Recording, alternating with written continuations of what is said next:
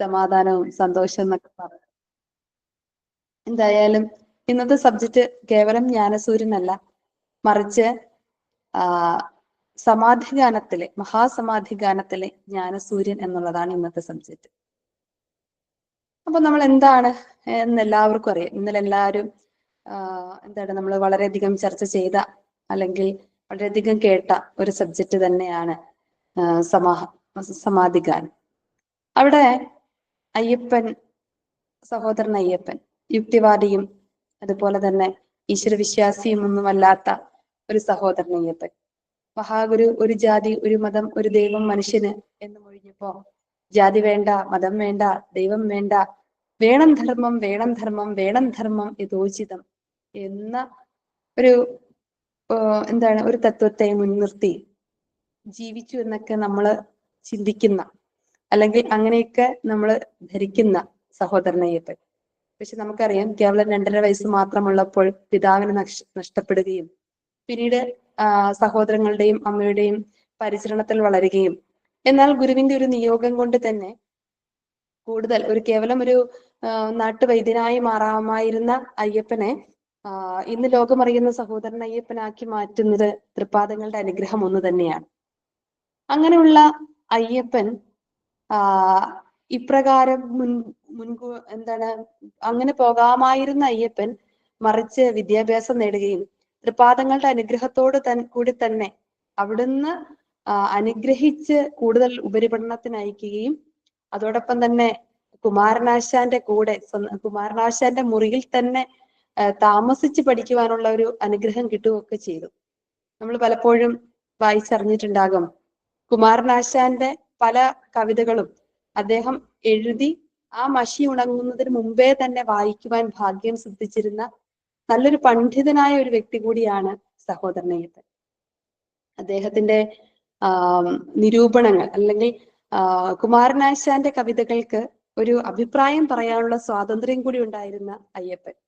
ആ അയ്യപ്പന്റെ ആ മുഖമൊന്നും നമുക്ക് അധികം പരിചിതമല്ല, അല്ലെങ്കിൽ നമുക്ക് കേട്ടറിവില്ല. മറിച്ച് നമ്മൾ കേൾക്കുന്നതൊക്കെ ഇപ്രകാരം യുക്തിവാദിയായിരിക്കുന്ന അയ്യപ്പൻ സഹോദരൻ മാസികയുടെ ഉപജ്ഞാതാവായിരിക്കുന്ന അല്ലെങ്കിൽ തീവ്രമായ വിപ്ലവത്തിന്റെ ഒരു നേതാവായിക്കൊണ്ടൊക്കെയാണ് നമ്മൾ അയ്യപ്പനെ അറിയുക.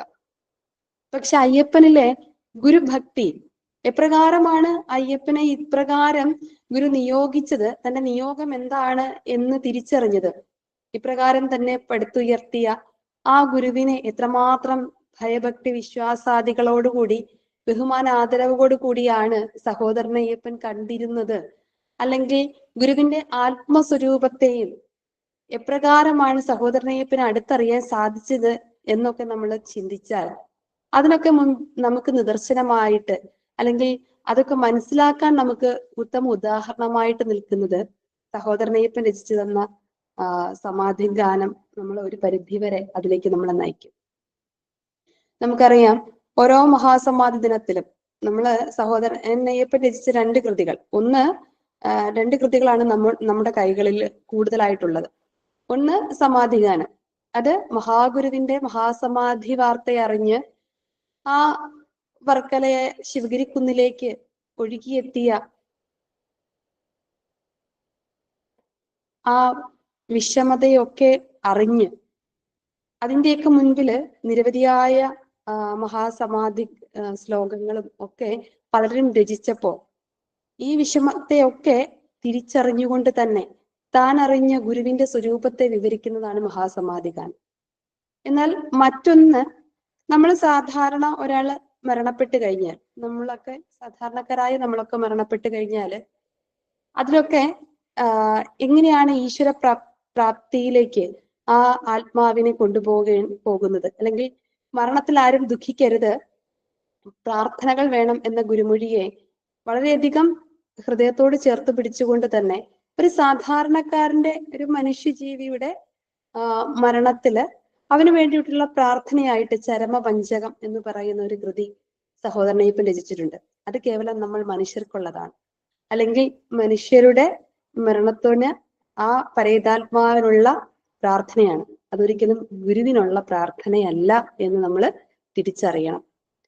ഇതും മഹാസമാധികാലവും ഗുരുവിനുള്ള പ്രാർത്ഥനയാണോ എന്ന് ചോദിച്ചാൽ, ഗുരുവിന്റെ സ്വരൂപത്തെ താൻ എപ്രകാരമാണ് അറിഞ്ഞതെന്നും മഹാഗുരുവിന്റെ മഹാസമാധി വാർത്തയറിഞ്ഞ് ജനങ്ങളുടെ അവസ്ഥ എന്താണെന്നും അതിനപ്പുറത്തേക്ക് അവരാരാണ് അല്ലെങ്കിൽ എപ്രകാരമാണ് ഗുരു ഓരോ ജനങ്ങളെയും എടുത്തിരിക്കുന്നതെന്നും ഗുരുവിന്റെ ആ ഗുണവിശേഷങ്ങൾ അല്ലെങ്കിൽ ഗുരുവിന്റെ ആ നമുക്ക് ലഭ്യമല്ലാത്ത പുതിയ തലമുറയ്ക്ക് നേരിട്ട് കണ്ടറിഞ്ഞ് അനുഭവിക്കാൻ പറ്റാത്ത തിരുസ്വരൂപത്തെ വർണ്ണിക്കുന്നതാണ് യഥാർത്ഥത്തിൽ മഹാസമാധി ഗാനം.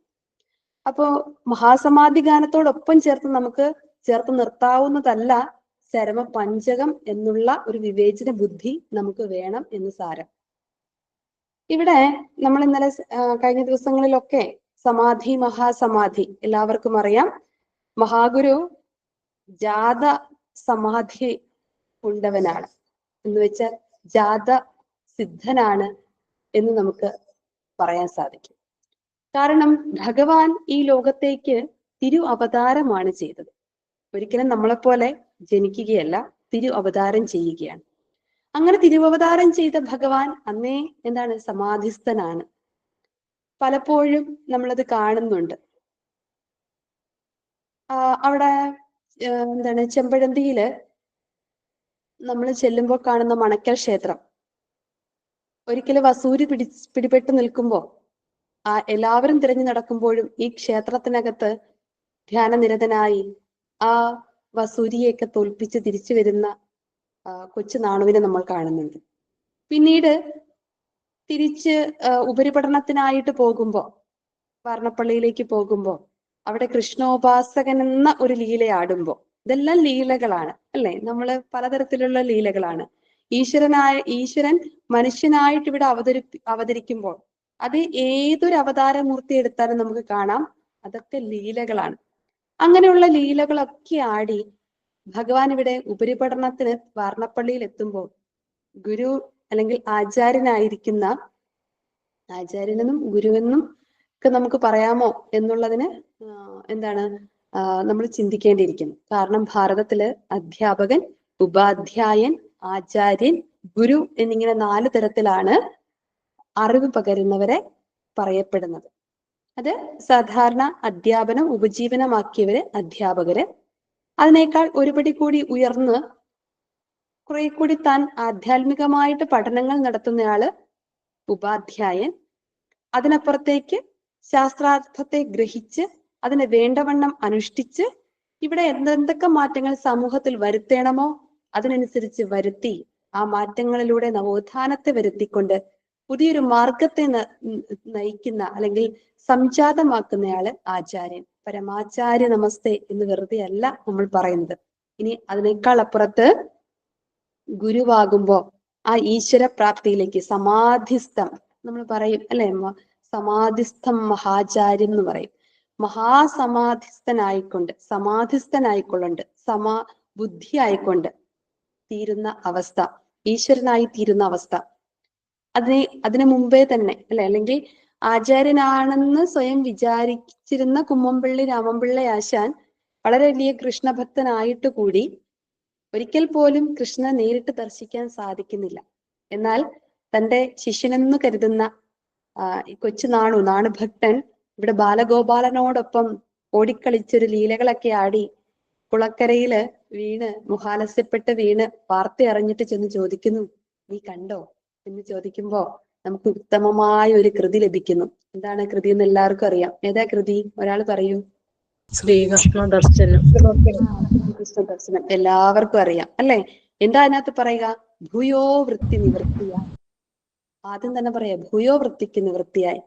നമ്മളൊക്കെ അതിനു വേണ്ടിയിട്ടാണ് കഷ്ടപ്പെടുന്നത്. നിത്യവൃത്തിക്ക് ഒരു തരത്തിൽ ഒരു വിധത്തില് ഒരു വശത്ത് കഷ്ടപ്പെടുമ്പോ അതിനേക്കാൾ അപ്പുറത്തൊക്കെ നമ്മളിങ്ങനെ സാധനയിലെല്ലാം ജോയിൻ ചെയ്ത് ഈ 4:30 കൊച്ചു വെളുപ്പിന് അങ്ങ് കുമ്മംപള്ളി രാമൻപിള്ള ആശാൻ വെളുപ്പിന് എഴുന്നേറ്റ് സാധന ചെയ്തതുപോലെ അല്ലെങ്കിൽ ദൂരെയുള്ള ശ്രീകൃഷ്ണ ക്ഷേത്രത്തിൽ പോയി ദർശനം നടത്തുന്നത് പോലെ നമ്മളൊക്കെ കഷ്ടപ്പെടുന്നത് അല്ലെങ്കിൽ കഷ്ടപ്പാടല്ല പരിശ്രമം ചെയ്യുന്നത് എന്തിനു വേണ്ടിയിട്ടാണ്? ഈ ഭൂയോ വൃത്തിക്ക് നിവൃത്തി വരാനാണ്. ദൈവദശകത്തിൽ ആദ്യം കാണുന്ന ആ ഭവാബ്ദിയിൽ നിന്ന് ആഴമേറുന്ന നിന്റെ മഹസ്സാകുന്ന ആഴിയിലേക്ക് ഒരു യാത്ര നമുക്ക് നടത്തണം. അല്ലെങ്കിൽ ആഴമേറും നിൻ മഹസാമാഴിയിൽ ഞങ്ങൾ ആകവേ ആഴണമെന്നുള്ള അദമ്യമായ ആഗ്രഹം തന്നെയാണ് നമ്മളൊക്കെ ഇതിലേക്ക് പ്രേരിപ്പിക്കുന്നത്. പക്ഷെ നമുക്കറിയാം അത് കുറച്ച് കഷ്ടപ്പാടുണ്ട്. ഇത് ഇച്ചിരി പാടുള്ള വഴിയാണ് അല്ലെ? വഴിപാട് കൗണ്ടറിൽ എഴുതി വെച്ചിരിക്കുന്ന വഴിപാട് പോലെയല്ല കുഞ്ഞെ, ഈ വഴി ഇത്തിരി പാടാണ്. അപ്പൊ ആ പാടുള്ള വഴിയെ നമ്മളിങ്ങനെ കുറെ ഇന്നലെ ഒരു അച്ഛൻ മകനോട് പറയുന്നത് കേട്ടു. എന്തെങ്കിലും പരാതിയായിട്ട് വന്നതാണ്. ഇവൻ അത്രയ്ക്ക് പ്രാർത്ഥന ചൊല്ലുന്ന സമയത്ത് ഇരുന്ന് പ്രാർത്ഥിക്കുന്നില്ല എന്ന് കുഞ്ഞിന്റെ അച്ഛമ്മ പറയുമ്പോ അച്ഛൻ പറയാണ്, മോനെ ഇപ്പോഴേ നീ വിളിച്ചോ, ഇല്ലെങ്കിൽ കൂടുതൽ മുഴുവനും കൂടി ഒരുമിച്ച് വിളിക്കേണ്ടി വരും. അതുകൊണ്ട് സ്വന്തം മോനോട് പറയാണ്, അതുകൊണ്ട് നീ ഇപ്പോഴേ വിളിക്കുക, എന്തായാലും വിളിക്കാതെ നിനക്ക് ഇവിടെ നിന്ന് പോകാൻ പറ്റില്ല. അതുകൊണ്ട് നീ ഇപ്പോഴേ വിളിക്ക്, ചെറിയ മോനാണ്, ഇപ്പോഴേ നീ വിളിച്ചു തുടങ്ങും, നീ വിളിക്കുന്നതിൽ ഒരു മടിയും കാണിക്കരുത് അല്ലെ? അപ്പൊ നമുക്കറിയാം വിളിക്കാതെ പോകാൻ പറ്റില്ല, വിളിച്ച് തീർന്നേ പോകാൻ പറ്റുള്ളൂ. അപ്പൊ നമ്മൾ അത് എത്രയും പെട്ടെന്ന് നമ്മൾ തുടങ്ങണം. അങ്ങനെയുള്ളൊരു തുടക്കം ആണ് നമ്മളൊക്കെ ചെയ്തുകൊണ്ടിരിക്കുന്നത്. അപ്പൊ ഈ വഴിയിലൂടെ പോകുമ്പോ നമ്മുടെ കൂടെ ഒരു മായ ഉണ്ടെന്നറിയാം. മായ ആരാണെന്ന് നമുക്കറിയാം അല്ലെ? മായാദർശനമൊക്കെ പഠിച്ചവരാണ്. അപ്പൊ മായ ആരാണെന്നൊക്കെ നമുക്കറിയാം. അതിനൊക്കെ അപ്പുറത്ത് കടക്കണമെങ്കിൽ വളരെ ബുദ്ധിമുട്ടുമാണ്. അപ്രകാരം ഇവിടെ ആ എന്താണ് ഭൂയോവൃത്തിക്ക് നിവൃത്തിയായ ആ നാണുഭക്തൻ അവിടെ ഇരിക്കുകയല്ല, മറിച്ച് നീണ്ട തപസ്സിലൂടെ താൻ എന്താണോ ആകേണ്ടത് അതായി തീരുകയാണ്. അവിടെ നമ്മൾ കാണുന്നുണ്ട് ആത്മവിലാസത്തിലൊക്കെ നാം ഇതാ ദൈവത്തിന്റെ പ്രതിപുരുഷനാകുന്നെന്ന് ഒരു വേള പറഞ്ഞു കഴിയുമ്പോ കുറച്ചുകൂടി നീങ്ങിക്കഴിയുമ്പോൾ നമ്മൾ കാണുന്നു ഇതാ നാമും ദൈവവും ഒന്നായിരിക്കുന്നു. പലപ്പോഴും പല സ്തോത്രകൃതികളിലും അല്ലെ, നീയും ഞാനും ഞെരുക്കെ കലരുവതിന് അരുൾ തന്മയാം നിന്നടിത്താർ കാണണമെന്ന് പറയുമ്പോ അതിൽ നിന്നൊക്കെ അപ്പുറത്തേക്ക് കടന്ന ആത്മവിലാസത്തിൽ നമ്മൾ കാണുന്നത് എന്താണ്? നീയും ഞാനും എന്താണ്? ഒന്നായി തീർന്നിരിക്കുന്നു. നാമും ദൈവവും ഒന്നായിരിക്കുന്നു എന്നുള്ളൊരവസ്ഥയിലേക്ക് എത്തുകയാണ്. ഇങ്ങനെ ഞാനും ദൈവവും ഒന്നാകുന്ന ഒരവസ്ഥ, അത് നമുക്ക് എത്തണമെങ്കിൽ ഇടയ്ക്കിടയ്ക്ക് നമുക്ക് ഒരു മിന്നാമിനുങ്ങിന്റെ നിറങ്ങുവെട്ടം പോലെ ഇടയ്ക്ക് നമുക്ക് ഒരു ചെറിയ ഉൾവിളിയൊക്കെ ഉണ്ടാകാം അല്ലെ? ഒരു നിമിഷം നമ്മൾ അതിലേക്കൊക്കെ എത്താം. പക്ഷെ അതിനെ സ്ഥായിയായിട്ട് നിർത്താൻ അല്ലെങ്കിൽ അതിലേക്ക് പൂർണ്ണമായിട്ട് എത്താൻ നമുക്ക് സാധിക്കുന്നതേ ഇല്ല. അല്ലെങ്കിൽ അതിന്റെ അരികത്തൂടെ പോലും പോകാൻ നമുക്ക് സാധിക്കുന്നതേ ഇല്ല. പക്ഷെ ഇവിടെ ഭഗവാൻ അതായി തീർന്നിരിക്കുന്നു. സമമായ ബുദ്ധിയില് ധീയില് എത്തിച്ചേർന്നിരിക്കുന്നു. ആ അവസ്ഥയെ നമ്മൾ സമാധി എന്ന് പറയുക. ദൈവമായി തീരുന്ന അവസ്ഥ. ആനന്ദ പൂർണ്ണനില പൂണ്ടരുളും വിഭോ നീ ധ്യാനത്തിൽ എന്റെ ഹൃദയം ലയമാർന്നിടട്ടെ എന്നൊക്കെ നമ്മളെ കൊണ്ട് ബോധാനന്ദ സ്വാമികൾ പാടിക്കുന്നുണ്ടെങ്കിൽ ആ ആനന്ദത്തിന്റെ പൂർണ്ണ നിലയിൽ അല്ലെ, ഭഗവാൻ തന്നെ പറയുന്നു ആനന്ദക്കടൽ പൊങ്ങിത്താനേ പരന്നൊഴുകുന്നിതാ എന്ന് നമ്മളെ കൊണ്ട് പാടിപ്പിക്കുന്നുണ്ട്. അപ്പൊ നോക്കുക, ആ ആനന്ദത്തിന്റെ പൂർണ്ണ നിലയാണ്, അല്ലെങ്കിൽ ആനന്ദക്കടൽ പൊങ്ങി ഒഴുകുന്ന അവസ്ഥയാണ്, 1,000,000 ദിവാകരർ ഒത്തുയരുന്ന അവസ്ഥയാണ്.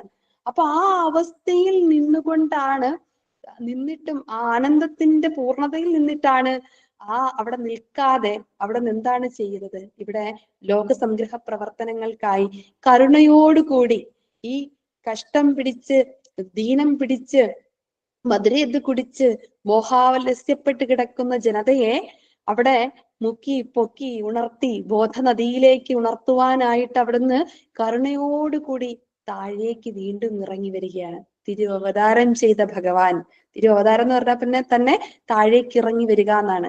ആ തിരുവവതാരം ചെയ്ത ഭഗവാൻ തപസ്സിന്റെ പൂർണ്ണതയിൽ മരുത്വാമലയിലെ പിള്ളത്തടം ഗുഹയിൽ വെച്ച് സമാധിസ്ഥനായ മഹാഗുരു ആ അവസ്ഥയിൽ നിന്നുകൊണ്ട് തന്നെ താഴേക്ക് ഇറങ്ങി വന്ന് നമ്മളെയൊക്കെ കരുണയോടുകൂടി നിരവധിയായ കർമ്മ പദ്ധതികളിലൂടെ ഓരോ സ്റ്റെപ്പായിട്ട് നമ്മളെ കടത്തി വിട്ടു. അതുകൊണ്ടാണല്ലോ നമുക്കിന്ന് ഇപ്രകാരം ഈ ശാസ്ത്ര സാങ്കേതിക വിദ്യയൊക്കെ ഉപയോഗിച്ച് 100 വർഷങ്ങൾക്ക് മുമ്പ് ഭഗവാൻ അരുളിയ ഈ ശാസ്ത്ര സാങ്കേതിക വിദ്യയൊക്കെ ഉപയോഗിച്ച് നമുക്ക് ഇപ്രകാരം അവരവരുടെ ഭവനങ്ങളിൽ ഇരുന്നു കൊണ്ട് ത്രിപാദങ്ങളെ കുറിച്ച് കേൾക്കുവാനും ചിന്തിക്കുവാനും പറയുവാനും പാടുവാനും ഒക്കെയുള്ള അനുഗ്രഹം, അതുപോലെ അതിനുള്ള സാഹചര്യം, അതിനുള്ള ഭൗതികവും ആത്മീയവും സാമൂഹികവും സാമുദായികവുമായ ഉന്നമനം നമുക്ക് ലഭിച്ചത് അവിടുത്തെ ആ കരുണ ഒന്നുകൊണ്ട് തന്നെയാണ്. അപ്രകാരം വന്ന അവിടുന്ന് നിരവധിയായ കർമ്മ പദ്ധതികളെ ഇവിടെ ഒരുക്കി വെച്ചു. അങ്ങനെയുള്ള ത്രിപാദങ്ങൾ ഇവിടേക്ക് താഴേക്ക് ഇറങ്ങി വന്നുവെങ്കിൽ നമ്മള് ആ ഭഗവാനെ എപ്രകാരമാണ് അറിയുന്നത്? അവിടുന്ന് അവിടുത്തെ കർമ്മ പദ്ധതികൾക്കൊക്കെ വിരാമം കുറിച്ചുകൊണ്ട് സ്വധാമത്തിലേക്ക് മടങ്ങുന്ന അവസ്ഥയാണ് മഹാസമാധി. ഇപ്പൊ സമാധി മാത്രമല്ല, മഹാസമാധിയുണ്ട്.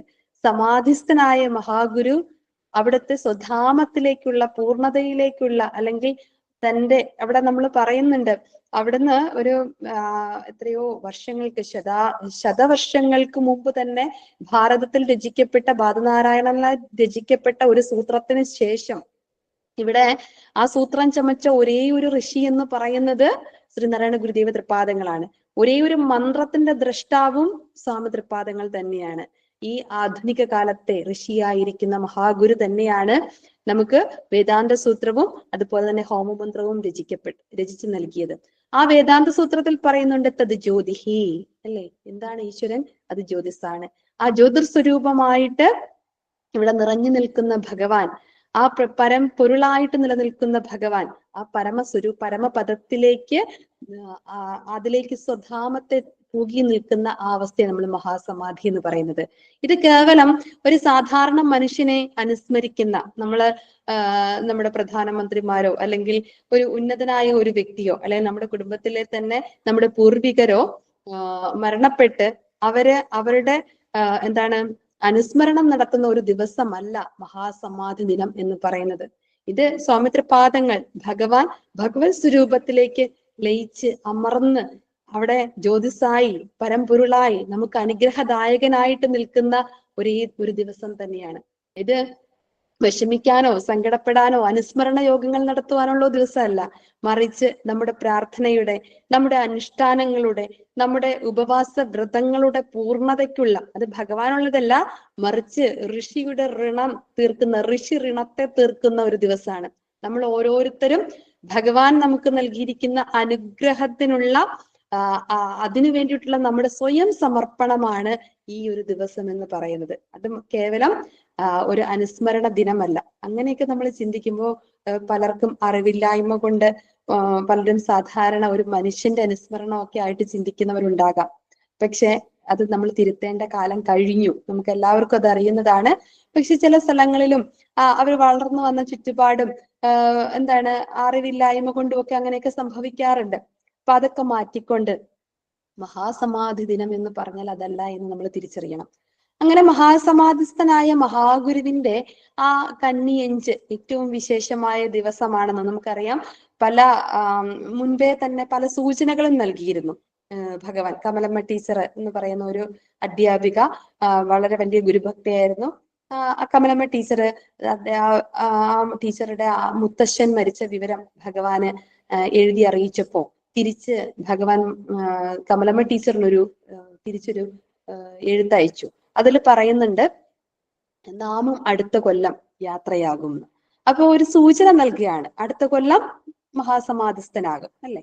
അപ്പൊ അതുപോലെ തന്നെ മഹാഗണി വെക്കുമ്പോൾ നമുക്കറിയാം, അരുവിപ്പുറത്തെ മഹാഗണി ഒരു കുഞ്ഞ് വിത്തിൽ നിന്നും ഒരു കുഞ്ഞു തൈ മുളച്ചു പൊങ്ങിയപ്പോൾ തന്നെ അതിനെ മണ്ണിലേക്ക് കുഴിച്ചു വെക്കുന്ന വേളയിൽ തന്നെ ഭഗവാൻ അരുളുന്നുണ്ട്, ഇത് വളർന്ന് വലുതായി ഒരു വലിയ വൃക്ഷമായി അത് പൂക്കുന്ന കാലം നാമും യാത്രയാകും, അല്ലെ? ഇപ്പൊ ഒരു കുഞ്ഞു ചെടിയെ കാണുമ്പോൾ തന്നെ അത് വളരുന്നതും അത് വലുതാകുന്നതും അത് പൂക്കുന്ന കാലമൊക്കെ അവിടെ നമ്മളെ വ്യക്തമാക്കി അറിയിക്കുന്നുണ്ട്. അതുപോലെ തന്നെ മഹാസമാധിയോട് അടുക്കുന്ന സമയങ്ങളിലൊക്കെ അദ്വൈതാനന്ദ സ്വാമികളും ഗണപതി സ്വാമികളും ഒക്കെ എത്തുമ്പോൾ നമ്മുടെ കാര്യങ്ങൾക്കെല്ലാം നിങ്ങൾ ഉണ്ടാവണം എന്ന് മൊഴിയുന്നുണ്ട്.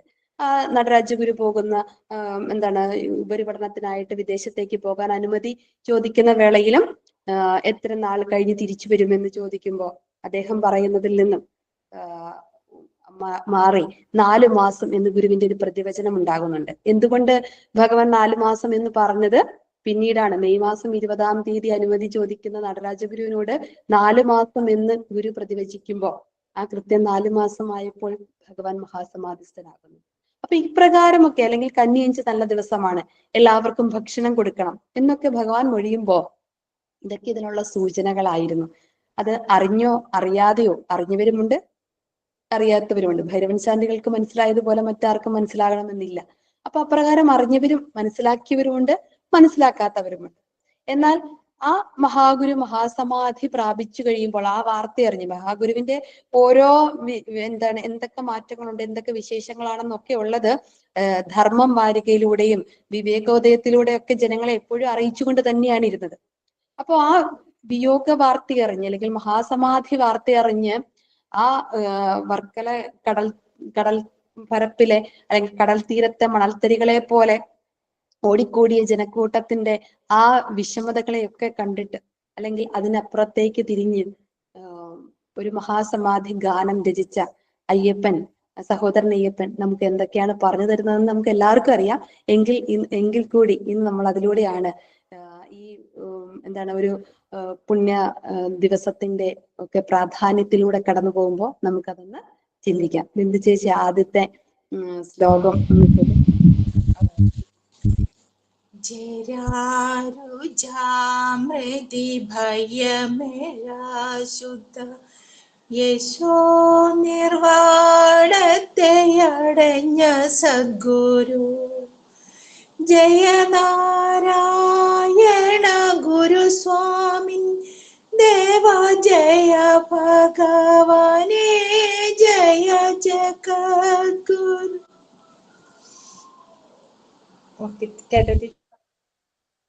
Thank you. നമുക്ക് ഈ വളരെ ഭാവത്തെ ഉൾക്കൊണ്ടുകൊണ്ട് ചെല്ലുന്നതിനുള്ള നന്ദി അറിയിക്കുന്നു. അപ്പൊ നമ്മൾ നോക്കുകയാണ്, ജര രുച മൃതി ഭയമിഴ ശുദ്ധ യശോ നിർവാണത്തെ അടഞ്ഞ സദ്ഗുരു ജയ ഭഗവാനെ ജയിക്ക് ജഗദ്ഗുരു എന്നാണ് അല്ലെ. നമ്മളിവിടെ എപ്പോഴും ശ്രദ്ധിക്കുന്നത് നോക്കൂ, ഗുരു ജഗത്തിന്റെ ഗുരു എന്നാണ് വിളിക്കുന്നത്. വെറും ഒരു ഗുരു അല്ലെങ്കിൽ എന്റെ ഗുരു എന്നൊന്നും അല്ല അവിടെ പറയുന്നത്. ജഗത്തിന്റെ ഗുരു അവിടുന്ന് ജയിച്ചു നിന്നാലും അതിനപ്പുറത്തേക്ക് വേറൊരു വാക്കുകൂടി ഉപയോഗിക്കുന്നുണ്ട്, ജയിക്ക ഭഗവാനെ. ഭഗങ്ങളുള്ള ഭഗവാനെ നമ്മൾ പലപ്പോഴും പരിചയപ്പെട്ടിട്ടുണ്ട്. ഐശ്വര്യം, വീര്യം, യശസ്, ശ്രീ, വൈരാഗ്യം തുടങ്ങിയ 6 ഗുണങ്ങളോട് കൂടിയ ഭഗങ്ങളോട് കൂടിയ ഭഗവാനെ നമുക്ക് അടുത്തറിയാം. അങ്ങനെയുള്ള ഭഗവാൻ ജയിച്ചു നിൽക്കണം. എങ്ങനെയുള്ള ഭഗവാൻ എന്ന് അതിനു മുൻപേ പറയാണ്, ജര രുച മൃതി ഭയം. ഇങ്ങനെയുള്ള ഭയങ്ങൾ എന്തൊക്കെയാണ്? ജരാരുചകളും മൃതിയും. ഇത് നമ്മളെ സംബന്ധിച്ച് വലിയൊരു ഭയം തന്നെയാണ്. സാധാരണ ഒരു മനുഷ്യനെ സംബന്ധിച്ച് ഇതൊക്കെ ഭയം തന്നെയാണ് അല്ലെ. ജരാനരകൾ വീഴുക, രോഗങ്ങൾ ഉണ്ടാവുക, മരണപ്പെടുക. ഇത് മരണമൊക്കെ നമ്മുടെ കൂടെ ഓരോ നിമിഷവും ഉണ്ട്, നമ്മുടെ കൂടെ ജനിച്ചതാണ് അതൊക്കെ. പക്ഷെ നമ്മളെ സംബന്ധിച്ചിട്ട് നമ്മൾ ഏറ്റവും കൂടുതൽ പണം മുടക്കുന്നത് എന്തിനു വേണ്ടിയിട്ടാണ്? ഇതൊക്കെ ഇല്ലാതിരിക്കാനാണ്. ഈ ഭീതികളൊക്കെ നമ്മിൽ നിന്ന് മാറുവാൻ വേണ്ടിയിട്ടാണ്. അപ്പോ ജരാനരകൾ പ്രായം ചെല്ലുന്തോറും നമ്മുടെ കൂടെ വരും, ജരയും നരയും ഒക്കെ. അതിനെ മാറ്റാനായിട്ട് നമ്മൾ ശ്രമിക്കുന്നത് കൊണ്ടാണ് ഗോദ്രേജ് കമ്പനിക്കാരും റൂസ്വെൽറ്റ് ഒക്കെ വളരെയധികം പിടിച്ച് അവരെ രക്ഷപ്പെട്ട് ഇൻകം ടാക്സ് കൂടുതൽ അടയ്ക്കുന്നത് അല്ലെ. അപ്പോ അതിന് നമ്മൾ അവസരം ഒരുക്കി കൊടുക്കുന്നത് നമ്മുടെ ഈ ഭീതി ഉള്ളത് കൊണ്ടാണ്. ജരാനരകൾ ബാധിക്കരുത്. നമ്മളിപ്പോ ആരും നരച്ചവരൊന്നും അധികം കാണത്തില്ല ഇതൊക്കെ ഉള്ളത് കൊണ്ട്. പക്ഷെ കുറച്ച് കഴിയുമ്പോൾ ചുക്കിച്ചുളിവുകൾ വരും. അതിന് കുറച്ച് അപവാദമായിട്ടുള്ളവരുണ്ട്. ഇന്നലെ നമ്മിൽ നിന്ന് പോയ കബീർ പൊന്നമ്മാമ അല്ലെ, എല്ലാ റോളുകളിലെയും മലയാള സിനിമയിലെ അമ്മയാണ്. പക്ഷെ ഇന്ന് വരെ നരച്ചൊരു വേഷത്തിൽ നമ്മൾ ഇപ്പൊ കാണുന്നില്ല അല്ലെ. ഇന്നലെയും നമ്മൾ ആ വേഷത്തിലല്ല, ആ ഭാവത്തിലല്ല കണ്ടത്. അപ്പം അല്ലാതെ സിനിമയിലൊക്കെ കാണുമായിരിക്കും കേട്ടോ, പക്ഷെ നമ്മൾ ഇതിലൊന്നും കാണുന്നില്ല.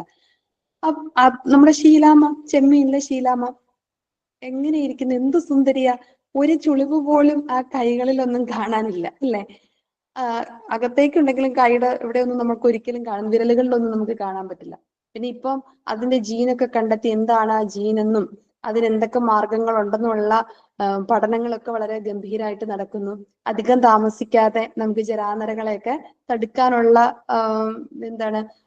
വിദ്യകളും മരുന്നുകളും ഒക്കെ വിപണിയിൽ ലഭ്യമാകും. അതോടുകൂടി ആ പ്രശ്നത്തിന് സോൾവ് ആകുമായിരിക്കും എന്ന് വിചാരിക്കാം. പക്ഷെ നിലവില് ഇത് നമ്മളെ ചിന്തിപ്പിക്കുന്നത് കൊണ്ടാണല്ലോ നമുക്ക് മുട്ടിന് ബ്യൂട്ടി പാർലർ എന്നൊന്നും അല്ല പറയുന്നത് അല്ലെ, പല പല പേരിലാണ് അറിയപ്പെടുന്നത്. അപ്പൊ അത് ധാരാളം പലതരത്തിലുള്ള കോസ്മെറ്റിക് ആയിട്ടുള്ള പല കാര്യങ്ങളും ഇവിടെ വന്നുകൊണ്ടിരിക്കുകയാണ്. അത് വിപണിയിൽ എത്തുന്നതും നമ്മുടെ ഈ ഭയത്തെ മുൻനിർത്തിയാണ്. പിന്നെ അടുത്തത് രോഗം. ഏറ്റവും കൂടുതൽ പൈസ ചെലവാക്കുന്നത് രോഗം വരാതിരിക്കാനും വന്ന രോഗത്തെ കളയുവാനുമാണ്. അതിനു വേണ്ടിയിട്ടുള്ള പലതരത്തിലുള്ള കാര്യങ്ങളാണ് നമ്മൾ ചെയ്തുകൊണ്ടിരിക്കുന്നത്. അപ്പോ രോഗം എന്ന് പറയുന്ന അവസ്ഥ. പിന്നെ അടുത്തത് മൃതി. എന്താണ്? ഏറ്റവും വലിയ ചിന്ത, മരണം. ഞാൻ മരണപ്പെടുവോ എന്നുള്ള ചിന്ത.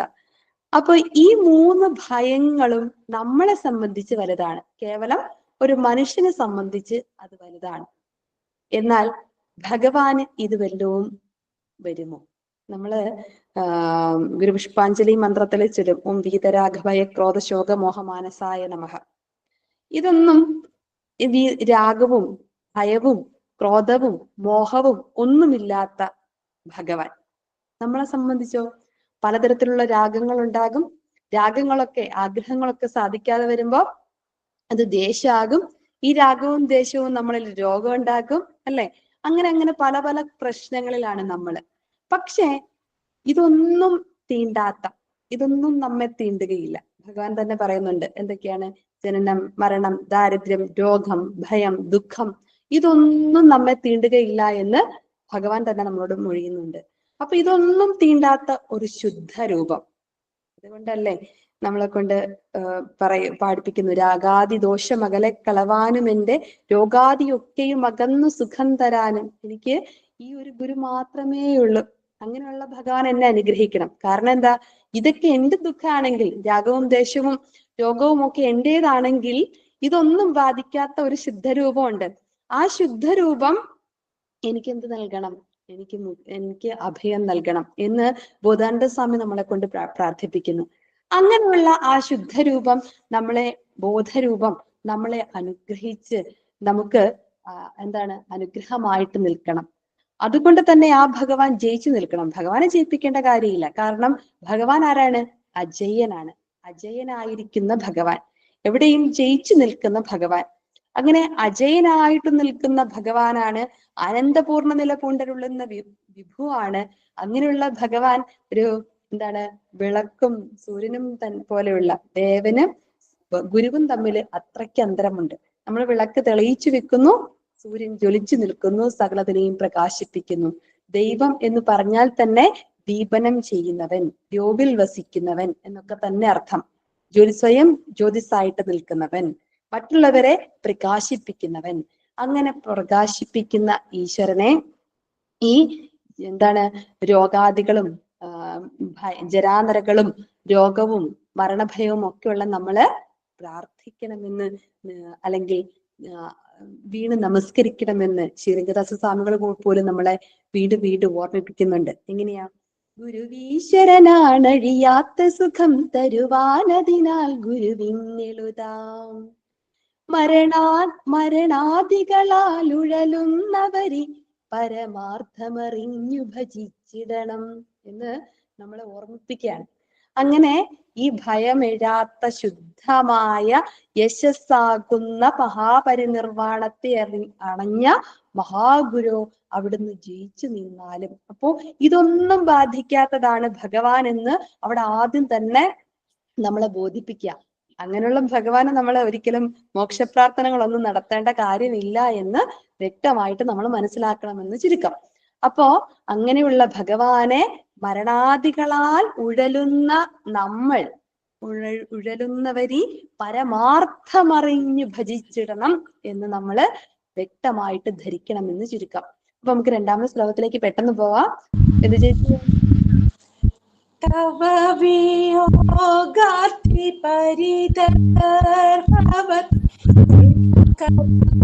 രാമനേക ലക്ഷ്യങ്ങൾ ഒഴുകും കണ്ണീരാലുദകം വീഴ്ത്തുന്നു മലയാളക്കര സദ്ഗുരു. വീണ്ടും പറയാം അല്ലെ? വിയോഗം, വേർപാട്, ഇതൊക്കെ നമ്മളെ സംബന്ധിച്ച്, നമ്മളിപ്പോ മക്കളെയൊക്കെ അല്ലെങ്കിൽ നമ്മുടെ കുടുംബത്തിൽ നിന്ന് ആരൊക്കെ പുറത്തേക്ക് പോകുമ്പോ, വിദേശങ്ങളിലേക്കൊക്കെ പോകുമ്പോ പോകാനായിട്ട് നമുക്ക് ഭയങ്കര തിടുക്കാണ്, അവരെ പറഞ്ഞു വിടാൻ ഭയങ്കര തിടുക്കാണ്. പക്ഷെ പോകുന്നത് ഭയങ്കര വേദനയാണ്, അല്ലെ? പിന്നെ അവരെ കാണാതിരിക്കുമ്പോ അതിന്റെ മിസ് യു എന്ന് പറയും. പിന്നെ ഇങ്ങോട്ട് ജോലിയൊക്കെ കിട്ടിക്കഴിഞ്ഞ് പൈസയൊക്കെ അയച്ചു തരുമ്പോ മിസ്സിംഗ് ഒക്കെ എങ്ങനെയാകും നമുക്കറിയില്ല. എങ്കിൽ പോലും നമുക്കതൊരു വേദനയാണ്. ഇനി ഇതിനപ്പുറത്തേക്ക് മരണം എന്ന് പറയുന്ന വിയോഗം, അത് നമ്മളെ സംബന്ധിച്ചിട്ട് വളരെയധികം ദുഃഖമാണ്. ഇത് മരണമല്ല എന്നുള്ള സത്യത്തെ നമ്മൾ തിരിച്ചറിയണം. പക്ഷെ അത് തിരിച്ചറിയാൻ പറ്റാതെ ഓടിക്കൂടിയവരാണ് ഇവിടെ കാണുന്ന ജനങ്ങൾ അത്രയും. നമ്മൾ പലപ്പോഴും ഭഗവാന്റെ ആ മഹാസമാധിയോടനുബന്ധിച്ചിട്ടുള്ള വാർത്തകളും ചിത്രങ്ങളും ഒക്കെ കാണുമ്പോൾ നമ്മൾ കാണുന്ന ഒരു ചിത്രമുണ്ട് അങ്ങ് വനജാക്ഷി മണ്ഡപത്തില്. അതായത് നമ്മൾ ഇന്ന് എന്താണ് മഹാശിവഗിരി കുന്നിന്റെ താഴ്വാരത്തിൽ നിന്ന് ശാരദാംബയുടെ ശാരദാമഠത്തിലേക്ക് കയറുമ്പോ അതിന് താഴെയായിട്ട്, ശാരദാമഠത്തിന് താഴെയായിട്ട്, ആ സ്റ്റെപ്പിനൊക്കെ താഴെയായിട്ട് ചെറിയ തറ കാണാം, ഒരു ചെറിയ പ്ലാറ്റ്ഫോം. അത് പണ്ട് അവിടെ ഉണ്ടായിരുന്ന വനജാക്ഷി മണ്ഡപത്തിന്റെ പ്ലാറ്റ്ഫോം മാത്രമാണ്, ബാക്കിയില്ല ഇന്ന്. അവിടെയാണ് മഹാഗുരുവിനെ സകല ജനങ്ങൾക്കും ദർശിക്കുവാനായിട്ട് അവിടുത്തെ ആ തിരുകളേബരത്തെ ഒരുക്കി വെച്ചിരുന്നത്. അപ്പൊ അവിടെ നിർത്തിയിരിക്കുന്ന ഒരു ഫോട്ടോയും അവിടെ കൂടിയിരുന്ന ആ എന്താണ് ശാരദാമഠത്തിന് ചുറ്റും നിൽക്കുന്ന ആ റൗണ്ടിൽ ഇങ്ങനെ ആൾക്കാർ നിൽക്കുന്നതിന്റെയൊക്കെ ചിത്രങ്ങളൊക്കെ നമ്മൾ പലപ്പോഴും കണ്ടിട്ടുണ്ടാകും. അങ്ങനെ ഓടിക്കൂടിയിരുന്ന ജനങ്ങളല്ല. നമ്മൾ പലപ്പോഴും പലയിടത്തും ചെല്ലുമ്പോൾ പ്രായമുള്ള അച്ഛന്മാരൊക്കെ പറഞ്ഞു കേട്ടിട്ടുണ്ട് അന്നത്തെ ദിവസത്തെ കുറിച്ച്, ആ കന്നിയഞ്ചിനെ കുറിച്ച്, 1928 ആ കന്നിയഞ്ചിനെ കുറിച്ച്.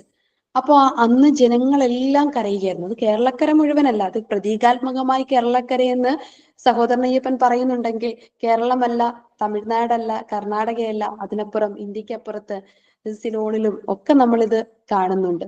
ഈ വിയോഗ വാർത്ത ഇറങ്ങി. ഇത് വിയോഗം അല്ല എന്നുള്ളത് നമ്മൾ മനസ്സിലാക്കേണ്ടിയിരിക്കുന്നു മാത്രം. പക്ഷെ അവിടെ ഓടിക്കൂടിയിരുന്ന ജനങ്ങളെല്ലാം എന്ത് ചെയ്യാണ്? ഒഴുകുന്ന കണ്ണീര് കൊണ്ട് ഉദകക്രിയ ചെയ്യുകയാണ് എന്നാണ് സഹോദരനെയപ്പൻ ഇവിടെ വിവരിച്ചു തരുന്നത്. എങ്ങനെയാണ് അവർ ഉദകക്രിയകൾ ചെയ്യുന്നത്? അവരാരാണ്? ഗുരുവിന് അവർ കൃതകപുത്രരാണ്. നമ്മളൊക്കെ അവര് മാത്രമല്ല, ഈ നമ്മുടെ തലമുറയും ഇനി വരുന്ന തലമുറയും ഒക്കെ ഭഗവാന്റെ ദത്തുപുത്രന്മാരാണ്, ദത്ത് മക്കളാണ്. ഭഗവാൻ ദത്തെടുത്തവരാണ്. നമ്മളൊക്കെ ഭഗവാന്റെ മക്കളാണ്. ഇവിടെ ശാലിനിയൊക്കെ അവിടെ സുഖമായിട്ടിരുന്ന് അങ്ങനെ അനുഭവിക്കുന്നതാണ്. നമുക്ക് ഇച്ചിരിയൊക്കെ ഇടയ്ക്കൊക്കെ നമുക്ക് എന്താ തോന്നുന്നത് അല്ലേ? ഇച്ചിരി ചെറിയ അസൂയൊക്കെ തോന്നുന്നു. ശാലിനി എപ്പോഴും എന്താ ചെയ്യുന്നത്? ആ ഭഗവാൻ നടന്ന മണ്ണിലൂടെ ഭഗവാന്റെ ദിവ്യ സ്വരൂപത്തെ അറിഞ്ഞ ദിവ്യ കളേബരത്തെ ഉൾക്കൊള്ളുന്ന ആ ഭൂമിയിലെ സ്വർഗത്തിലൊക്കെ നടക്കുന്നു എന്ന് പറയുമ്പോ അല്ലേ? അപ്പോ ആ മഹാഗുരുവിന്റെ ആ തിരുസ്വരൂപം, ആ തിരുകളേബരത്തെ ഏറ്റ പുണ്യഭൂമിയിൽ നിന്നുകൊണ്ട് അവിടുന്ന് ദത്തുമക്കളായിട്ടെടുത്ത ഞങ്ങളൊക്കെ എല്ലാവരും തവ വിയോഗാർത്തി പരിതപ്തർ. അവിടുത്തെ ഈ ശരീരത്തിന്റെ വിയോഗം കൊണ്ട്, അവിടുത്തെ വിയോഗമല്ല, അവിടുത്തെ ഈ ശരീരത്തിന്റെ വിയോഗം കൊണ്ട് ആർത്തരായിട്ടുള്ള പരിതപ്തരായിരിക്കുന്ന കൃതകപുത്രരായിരിക്കുന്ന അനേകം ലക്ഷം ജനങ്ങള് കണ്ണുനീര് കൊണ്ട്, അച്ഛന് എപ്രകാരമാണ് മക്കൾ ഉദകക്രിയകൾ ചെയ്യുന്നത്, ഇവിടെ മഹാസന്യാസമാണ്, മഹാസമാധിസ്ഥനായ ഭഗവാന് മഹാസന്യാസത്തിന് ഉദകക്രിയകളില്ല. പക്ഷെ ഈ വിയോഗാർത്തി വാർത്തയറിഞ്ഞ ആർത്തരായ അവിടുത്തെ ദത്തുപുത്രന്മാരായ എല്ലാവരും, അവിടുത്തെ മക്കളായ എല്ലാവരും കണ്ണുനീര് കൊണ്ട് ഉദകക്രിയകൾ ചെയ്യുകയാണ് എന്നാണ് ഇവിടെ നമ്മൾ രണ്ടാമത്തെ ഇതിൽ കാണുന്നത്. നമുക്കറിയാം ഭഗവാൻ എങ്ങനെയാണ്? യോഗസ്ഥനായി നിലയിൽ നിന്നിളകാതെ കായവ്യൂഹം ധരിച്ച് വിഹരിച്ചിടുമിങ്ങു യോഗി എന്ന് അദ്വൈത ദീപികയിൽ കാണുന്നുണ്ട് അല്ലെ? അവിടെ നാം ശരീരമല്ല അറിവാകുന്നു, ഈ ശരീരം ഉണ്ടാക്കുന്നതിന് മുൻപിലും അറിവായ നാം ഉണ്ടായിരുന്നു. ഇനി ഇതൊക്കെയും ഇല്ലാതെ പോയാലും നാം ഇപ്രകാരം പ്രകാശിച്ചു കൊണ്ടിരിക്കും എന്നുള്ളത് ഭഗവാന്റെ തന്നെ തിരുവാണികളാണ്. അവിടുത്തെ സത്യമാർന്നിരിക്കുന്ന ഈ ത്രിലോകങ്ങളിലും ത്രികാലങ്ങളിലും സത്യമായിരിക്കുന്ന മൊഴികളാണ്. എന്താണ്? ശരീരമല്ല അറിവാകുന്നു അല്ലെ? ഈ ശരീരത്തിന് വിയോഗമുണ്ടോ? ആ തിരുകളേബരം നമുക്കറിയാം. മഹാസമാധി മന്ദിരം പണിയുന്ന സമയത്ത് അതിന്റെ സ്ലാബ് നീക്കുമ്പോ പോലും ആ തിരുകളേബരം അതുപോലെ ദർശിക്കപ്പെട്ടു എന്നാണ് പറയപ്പെടുന്നത്. അപ്പൊ അതുപോലെ ഇരിക്കുന്ന ആ തിരുകളേബരം, ആ തിരുകളേബരത്തിന് പോലും ഒരു എന്താണ്, അതിന് പോലും വിനാശയില്ല. അങ്ങനെയുള്ളപ്പോ അവിടുന്ന് എന്താണ്, ആ ജ്യോതിസായിട്ട് നാം ഇപ്രകാരം പ്രകാശിച്ചുകൊണ്ട് തന്നെ ഇരിക്കുന്ന അവിടുന്ന് മൊഴിയുന്നത്. പക്ഷെ സാധാരണക്കാരായ ഞങ്ങൾക്ക് അത് മനസ്സിലാക്കാൻ സാധിക്കാതെ ഈ വിയോഗം സംഭവിച്ചു എന്നുള്ള വാർത്തയറിഞ്ഞ് ആ മക്കളായി ഞങ്ങളൊക്കെ അവിടത്തേക്ക് ഒഴുകുന്ന കണ്ണുനീരാൽ ഉദകം വീഴ്ത്തുകയാണ് എന്നാണ് സഹോദരൻ അയ്യപ്പൻ അവിടെ പറയുന്നത്. അപ്പൊ നമുക്ക് അടുത്തതിലേക്ക് പോവാം. മനോവിജയത്തിൻ തികവൽ ദിവ്യമാം ഒളി ചിതറുമാ തിരുമുഖമിനി ഒരു നാളും ഞങ്ങൾക്കൊരു കണ്ണു കാൺമാൻ കഴിയാതായല്ലോ പരമസദ്ഗുരു. എന്റെ അമ്മേ, ഇത് നമ്മളിങ്ങനെ കേട്ടിരിക്കാൻ എന്ത് സുഖം അല്ലേ. അവിടെ മാനാപമാന സുഖ ദുഃഖ വിചാരമെല്ലാം ജ്ഞാനാഗ്നി തന്നിലവിശങ്കമിരിച്ചു നിത്യം ജ്ഞാനാശനാദികൾ വെടിഞ്ഞു തപസ്സു ചെയ്ത് ധ്യാനാദിലീന ഗുരുദേവ നമോ നമസ്തേ എന്നാണ് നമുക്ക് ചിന്തിക്കാൻ തോന്നുന്നത്. കാരണം നമുക്കറിയാം ഏറ്റവും വലിയ ബുദ്ധിമുട്ടുള്ളത് എന്താണ്? നമുക്ക് നമ്മുടെ മനസ്സിനെ തന്നെ അടക്കുക എന്നുള്ളതാണ്. മനസ്സിനെ അടക്കുക അല്ലെ. നമുക്ക് ഏറ്റവും കൂടുതൽ പ്രയത്നം ആവശ്യം വരുന്നതും മനസ്സിനെ അടക്കാനാണ്. ഒരു നല്ല കാര്യം ചെയ്യണമെങ്കിൽ, രാവിലെ എഴുന്നേൽക്കണമെങ്കിലും പ്രാർത്ഥനയ്ക്ക് ഇരിക്കണമെങ്കിലും ഇതിലൊക്കെ ശ്രദ്ധിക്കണമെങ്കിലും ഒക്കെ ഒരു തപസ് വേണം, കുറച്ച് ശ്രമം വേണം, കുറച്ച് എന്താണ്, നമ്മൾ പരിശ്രമം ചെയ്യണം. പക്ഷെ മൂടിപ്പൊതിച്ച് കിടന്നുറങ്ങാൻ ഒരു പരിശ്രമത്തിന്റെ ആവശ്യമില്ല അല്ലെ. ഒരു തെറ്റ് ചെയ്യാൻ, ഒരു ചീത്തയെന്ന് പറയാൻ നമുക്ക് പ്രത്യേകിച്ച് ഒരു പരിശ്രമവും ആവശ്യമില്ല. പക്ഷെ നല്ലത് ചെയ്യാൻ, നല്ലതാകാൻ, നല്ല കാര്യങ്ങളിൽ ശ്രദ്ധ വെക്കുവാൻ നമുക്ക് വളരെയധികം ശ്രദ്ധ വേണം. ഈ ലഹരിയിലേക്ക് വരുവാൻ നമുക്ക് ഒത്തിരി കഷ്ടപ്പാടുണ്ട്. മറ്റ് ലഹരികളിലേക്ക് പോകാൻ യാതൊരു തര കഷ്ടപ്പാടുമില്ല. അപ്പോഴാണല്ലോ നമ്മൾ പല തെറ്റുകളിലേക്കും വീഴുന്നത്. ഇവിടെ ഒരു നിരീശ്വരവാദിയാകാൻ നമുക്ക് ബുദ്ധിമുട്ടില്ല, പക്ഷെ ഈശ്വരവിശ്വാസിയാകാൻ വളരെ അധികം ബുദ്ധിമുട്ടുണ്ട്. ഒരു ഭൗതികവാദിയായിരിക്കുവാൻ നമുക്ക് പ്രത്യേകിച്ച് ഒരുക്കങ്ങളൊന്നും വേണ്ട. എന്നാൽ ഒരു ആത്മാന്വേഷിക്ക് നിരവധി ഒരുക്കങ്ങൾ ആവശ്യമാണ്.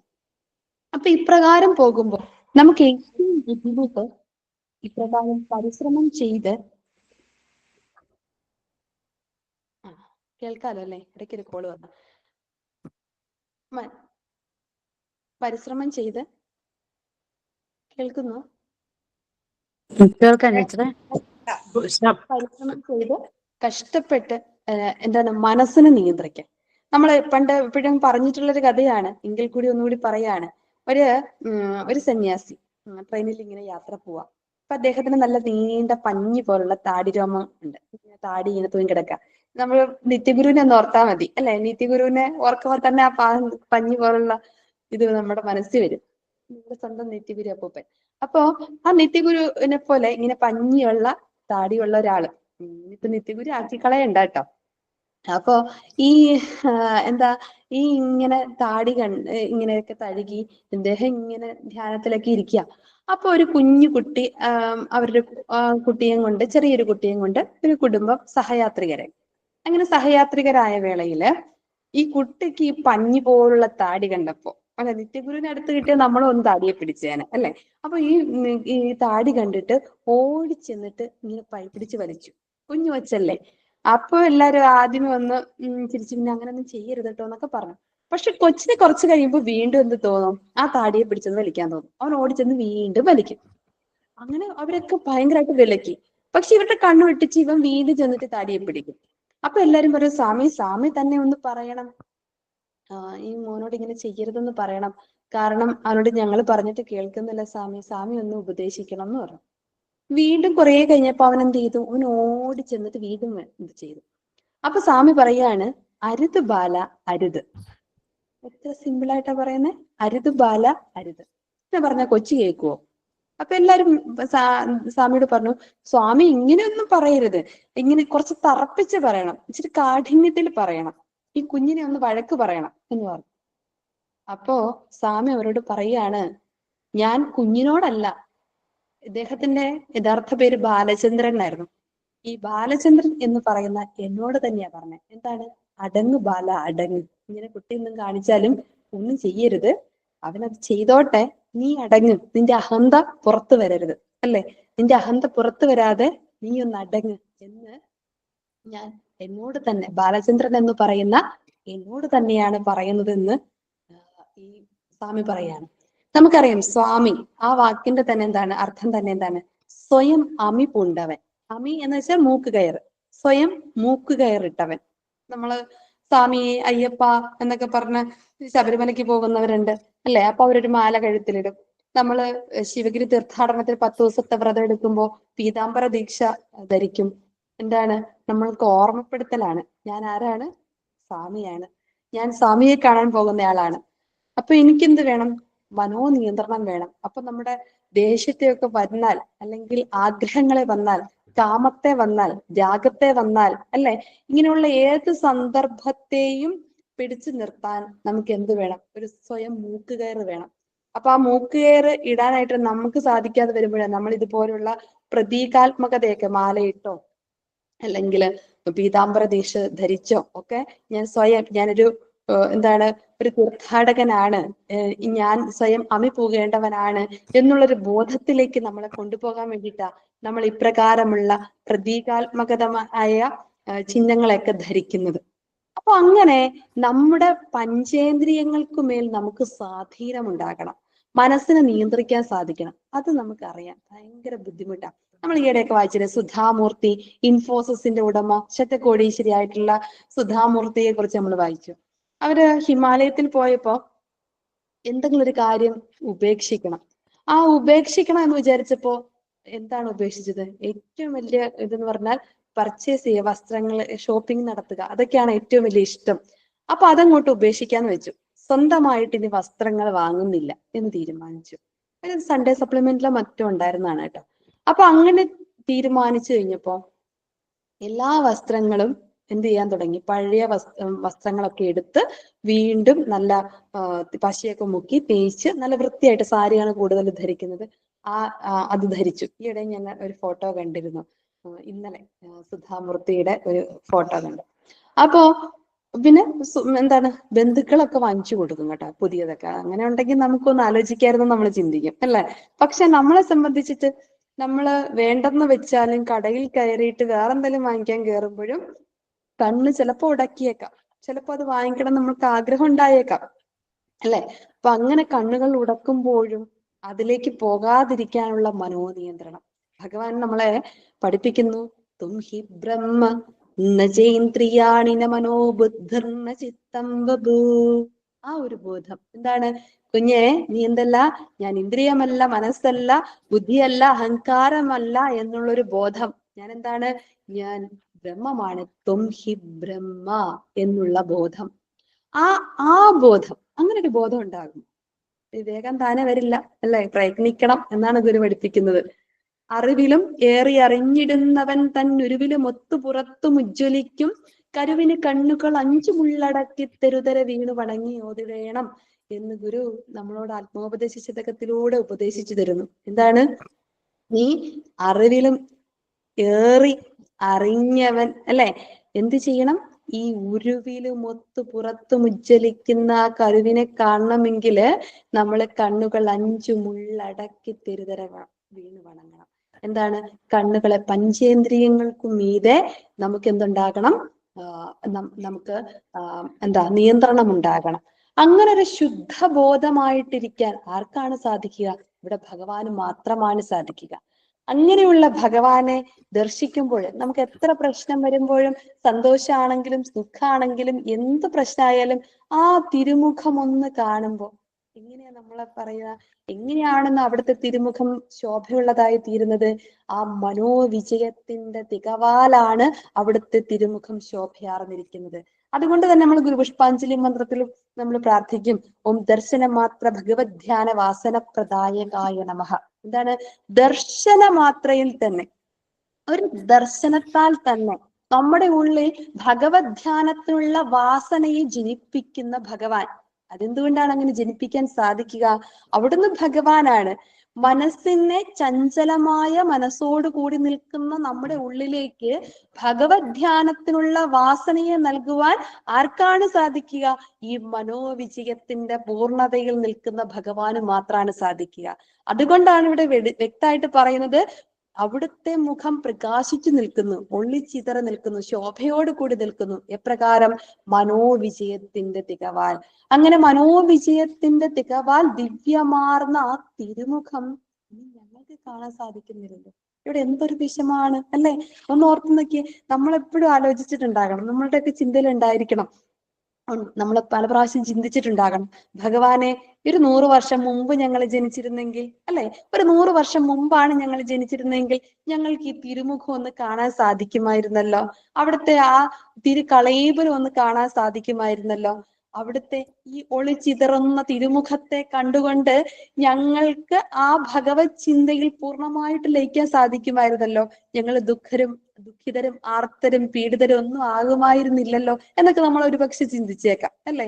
ഇവിടെ നമ്മൾക്ക് കാണാൻ പറ്റും, ബുദ്ധ ഭഗവാൻ മഹാനിർവാണം പ്രാപിച്ചപ്പോ ആനന്ദൻ എന്ന് പറയുന്ന ശിഷ്യൻ വളരെയധികം വിഷമിച്ച് കരയാ. നമ്മളോട് ഭഗവാൻ തന്നെ മൊഴിയുന്നില്ലേ, മരണത്തിൽ ആരും ദുഃഖിക്കരുതെന്ന്, കരയരുത്, പ്രാർത്ഥിക്കുകയാണ് വേണ്ടത് എന്ന് നമ്മളെ പഠിപ്പിച്ചത്. ഇതുപോലെ തന്നെ ബുദ്ധനും മൊഴിഞ്ഞിട്ടുണ്ടായിരുന്നു, ഇങ്ങനെയൊന്നും ചെയ്യരുത്, കരയരുതെന്നൊക്കെ. പക്ഷേ ആനന്ദൻ ഇരുന്ന് കരയാ. അപ്പൊ മറ്റുള്ളവർ ചോദിച്ചു, ഇതാണോ ഗുരു നമ്മളെ പഠിപ്പിച്ചത്? മഹാനിർവാണം പൂണ്ടപ്പോ നീ ഇങ്ങനെ കരയുന്നത് ശരിയാണ്? അപ്പൊ ആനന്ദൻ പറയാണ്, ബുദ്ധൻ മഹാനിർവാണം പൂണ്ടതിലല്ല, മഹാനിർവാണം പ്രാപിച്ചതിലല്ല ഞാൻ കരയുന്നത്, അതോർത്തിട്ടല്ല ഞാൻ കരയുന്നത്, മറിച്ച് ബുദ്ധനെ ഇനി നമുക്കും നമ്മുടെ അനന്തര തലമുറകൾക്കും കാണുവാൻ സാധിക്കില്ലല്ലോ എന്നുള്ള വിഷമം കൊണ്ടാണ് ഞാൻ കരയുന്നത്, അല്ലാണ്ട് ബുദ്ധൻ മഹാനിർവാണം പ്രാപിച്ചതിലല്ല. അപ്പോ ഇതുപോലെ ആ ഒരു എന്താണ് ദുഃഖത്തെ തന്നെയാണ് അവിടുത്തെ ഗൃഹസ്ഥ ശിഷ്യനായിരുന്ന, അവിടുത്തെ തിരിച്ചറിഞ്ഞ ആ ഒളിച്ചിതറുന്ന തിരുമുഖത്തെ വേണ്ടുവോളം കാണുവാൻ ഭാഗ്യം സിദ്ധിച്ച സഹോദരനെയപ്പൻ ഇവിടെ കരയുന്നത് മറ്റൊന്നും കൊണ്ടല്ല, ആ തിരുമുഖത്തെ, ആ ഒളിച്ചിതറുന്ന ആ ദർശന മാത്രയിൽ തന്നെ നമ്മുടെയൊക്കെ ഉള്ളിൽ ഭഗവത് ധ്യാനത്തിനുള്ള വാസനയെ നൽകുന്ന ആ ഭഗവത് സ്വരൂപത്തെ ഇനി വരുന്ന തലമുറയ്ക്ക് നേരിട്ട് ഒന്ന് കാണുവാൻ സാധിക്കുന്നില്ലല്ലോ എന്നുള്ള ദുഃഖമാണ് നമ്മളിവിടെ വ്യക്തമായിട്ട് കാണുന്നത്. അപ്പൊ അങ്ങനെയുള്ള ശരീരത്തിന്റെയും മനസ്സിന്റെയും കടിഞ്ഞാണിനെ സ്വയം നിയന്ത്രിക്കുവാൻ തക്ക വിധത്തിൽ നമുക്ക് മഹാസമാധിയിലേക്ക് അടുക്കുമ്പോൾ തന്നെ നമുക്കറിയാം, ഇത് ശരീരമല്ലയോ എന്ന് ഉള്ളൂരിനോട് പറയുമ്പോൾ തന്നെ ഡോക്ടർമാരെ അഭിപ്രായപ്പെടുന്നത് ഇതെല്ലാം ഭഗവാൻ അടക്കി പിടിച്ചിരിക്കുകയാണ്, അല്ലെ, എല്ലാം ഭഗവാന്റെ നിയന്ത്രണത്തിലാണ് എന്നാണ്. അപ്പോ ഇതൊന്നും രോഗമല്ല എങ്കിൽ, ഇതൊന്നും പ്രശ്നമല്ല എങ്കിൽ, ആ കാമം മുൻപായി മുളയ്ക്കും കളമുളകൾ അറുത്ത് ഉൾനിലത്തൻപു വിത്തിട്ട് ഈ മദ്ഭക്തി പൊടുപ്പിൻ പയർക്കതിർ തരുന്ന ആ താരകാരെ നമ്മൾ വീണ്ടും വീണ്ടും പ്രാർത്ഥിക്കണം. അല്ലയോ ഭഗവാനെ, ഈ ഷൺമുഖ ദശകത്തില് അവിടുന്ന് ഞങ്ങളെ പരിചയപ്പെടുത്തുന്ന ഈ വരികൾ ഞങ്ങൾക്ക് ഓരോരുത്തർക്കും ഉള്ളതാണ്. ഈ കാമത്തിന്റെ ചിന്തകളെയൊക്കെ വെടിഞ്ഞുകൊണ്ട് ആ കളമുളകളെയൊക്കെ അറുത്തുകൊണ്ട് അവിടുത്തെ ഭക്തിയുടെ പയറിനെ അല്ലെങ്കിൽ കുഞ്ഞു വിത്തുകളെ ഞങ്ങളുടെ ഉള്ളിൽ തെളിച്ചു തന്ന് നീയും ഞാനും ഞെരിക്കെ കലരുന്ന ഒരു ഭാവത്തിലേക്ക് ഞങ്ങളെ കൂടി കൊണ്ടുപോകുവാൻ അവിടുന്ന് അനുഗ്രഹിക്കണേ. ദുണ്ടാതീതനായ പൂർണ്ണത ആ മനോവിജയത്തിന്റെ വെട്ടിത്തിളക്കമാണ്. ആ വെട്ടിത്തിളക്കത്തില് ആ തപ്ത കാഞ്ചന പ്രഭയോട് വിളങ്ങുന്ന ആ തിരുസ്വരൂപത്തെ, തിരുമുഖത്തെ ഇനി വരും തലമുറയ്ക്ക് പ്രാപ്യമാക്കാൻ, അനുഭവവേദ്യമാക്കുവാൻ അവിടുന്ന് അനുഗ്രഹിക്കണേ എന്ന് പ്രാർത്ഥിച്ചുകൊണ്ട് നമുക്ക് അടുത്ത പദ്യത്തിലേക്ക് പോകാം. കൃപയും ജ്ഞാനവും ഫലിതവും കൂടും മധുര പാവന മനോജ്ഞവാണികൾ ചൊരിയും ആനാവു തിരളതായല്ലോ സഹിയുന്നെങ്ങനെ പരമസദ്ഗുരു. ഒരല്പസമയം എടുക്കുവാണ് കേട്ടോ, ഇതും കൂടി പറഞ്ഞിട്ട് നമുക്ക് നിർത്താവേ, എങ്കിലും ഇതിന് ഇത്തിരി സമയം എടുക്കാം. നമ്മള് ഇവിടെ അടുത്ത അസഹനീയമായ ഒരവസ്ഥ, അവിടുത്തെ തിരുമുഖത്തെ കാണാൻ, ആ ഒളിച്ചിതറുന്ന തിരുമുഖത്തെ കാണാൻ പറ്റില്ല എന്നുള്ളൊരു ദുഃഖം ഒരു വശത്ത്. അടുത്തതായിട്ട് പറയാണ് കൃപ, ജ്ഞാനം, ഫലിതം, ഇതൊക്കെ നിറഞ്ഞ അവിടുത്തെ തിരുവാണികൾ ഒന്ന് കേൾക്കാനുള്ള ആ അനുഗ്രഹത്തെ ഞങ്ങൾക്ക് കിട്ടിയില്ലല്ലോ. നമ്മളെപ്പോഴും പറയുന്നൊരു കഥയുണ്ട്, ഭാർഗവൻ വൈദ്യരുടെ കഥ അല്ലെ. അങ്ങ് കോലത്തുകരയിൽ വെച്ചിട്ട് ഭഗവാന്റെ പ്രസാദം വാങ്ങിക്കും, ദർശനം കിട്ടി തൃക്കൈകളിൽ നിന്ന് ലഭിക്കുന്ന കൽക്കണ്ടവും മുന്തിരിയും വാങ്ങുവാനായിട്ട് നിന്ന കുട്ടികളുടെ കൂട്ടത്തിൽ നിന്ന് പേരെന്താണെന്ന് ഭഗവാൻ ചോദിക്കുമ്പോൾ ഭാർഗവൻ എന്ന് മറുപടി പറഞ്ഞ കൊച്ചു കുഞ്ഞിനോട് നീ നമ്മോടൊപ്പം പോരുന്നോ എന്ന് ചോദിക്കുമ്പോ അച്ഛനോട് ചോദിച്ചിട്ട് വരാം സ്വാമി എന്ന് പറയുന്ന നിഷ്കളങ്കമായ ഒരു ഭാർഗവൻ. ആ ഭാർഗവൻ അച്ഛനോട് അനുവാദം വാങ്ങിച്ച് സ്വാമി തൃപ്പാദങ്ങളോട് കൂടി ശിവഗിരിയിലേക്ക് പോകുമ്പോ അവന്റെ ഏറ്റവും വലിയ ആഗ്രഹം പഠിച്ച് വലിയൊരു വക്കീലാകണം എന്നാണ്. പക്ഷെ ഭഗവാൻ ഭൃഗു ഭൃഗു എന്ന സ്നേഹത്തോടു കൂടി വിളിച്ചിരുന്ന ഭൃഗുവിനോട് പറഞ്ഞത്, ഭൃഗു, നിന്റെ വൈദ്യം നിന്റെ വയറിന്, നമ്മുടെ ധർമ്മപ്രചരണം നിന്റെ പ്രാണവായു, നിന്റെ അനന്തര തലമുറ നിയമജ്ഞരാകും. നീ ആഗ്രഹിക്കുന്നത് പോലെ തന്നെ നിന്റെ അനന്തര തലമുറ നിയമജ്ഞരാകും. പക്ഷെ നിന്റെ കർമ്മമാർഗം നിന്റെ അച്ഛനെ പോലെ തന്നെ വൈദ്യനാകുക എന്നുള്ളത് തന്നെയാണ്. അപ്പൊ നിന്റെ വയറിന് വൈദ്യം, നമ്മുടെ ധർമ്മപ്രചരണം നിന്റെ ജീവവായു, നിന്റെ പ്രാണവായു എന്നാണ് പഠിപ്പിച്ചത്, എന്നാണ് പറഞ്ഞു കൊടുത്തത്. പക്ഷെ പഠിച്ചു വളർന്നു വന്ന് അഡ്മിഷൻ എടുക്കേണ്ട സമയം ആയപ്പോൾ, ആയുർവേദ കോളേജില് അഡ്മിഷൻ എടുക്കേണ്ട സമയമാകുമ്പോൾ ഭഗവാൻ മഹാസമാധിയെ പ്രാപിച്ചിരിക്കുന്നു. അവിടെ സന്യാസിയല്ലാത്തതിനാൽ ശിവഗിരിയിൽ നിന്ന് നിൽക്കാൻ സാധിക്കില്ല. പക്ഷെ പഠിക്കണം, എന്ത് ചെയ്യും എന്നുള്ള ബുദ്ധിമുട്ടില് സ്വാമി തൃപ്പാദങ്ങൾ ഇല്ല. ഉണ്ടോ എന്ന് ചോദിച്ചാൽ അവിടെ സശരീരനായിട്ടില്ല. അതുകൊണ്ട് തൃപ്പാദങ്ങൾ ഇനി എന്നെ രക്ഷിതാവായിട്ട് എന്താണ് കോളേജിൽ അഡ്മിഷൻ എടുത്ത് തരുമോ, ഇങ്ങനെയൊക്കെയുള്ള ആകപ്പാടെ ചഞ്ചലമായ ഹൃദയത്തോടു കൂടി സ്വന്തം പിതാവിനെ കാണുവാനായിട്ട് തിരിക്കുകയാണ് ഭൃഗു. ഭൃഗു ചെന്ന് കയറുന്നത് പാതിരാത്രിയിലാണ്.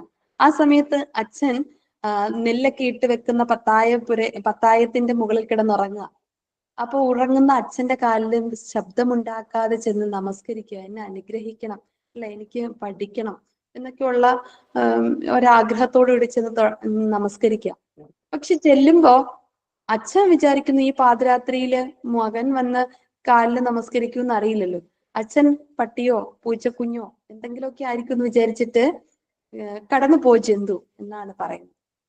ഇതുകൂടി കേട്ടപ്പോ ഈ ജീവിയാണെന്ന് വിചാരിച്ചിട്ടാണല്ലോ അച്ഛൻ പറയുന്നത്. പക്ഷെ അതൊന്നും ഉൾക്കൊള്ളാനായിട്ട് ആ സമയത്ത് ഈ വിഷമത്തോടു കൂടി ചഞ്ചലചിത്തനായിട്ട് നിൽക്കുന്ന ഭൃഗുവിന് സാധിക്കുന്നില്ല.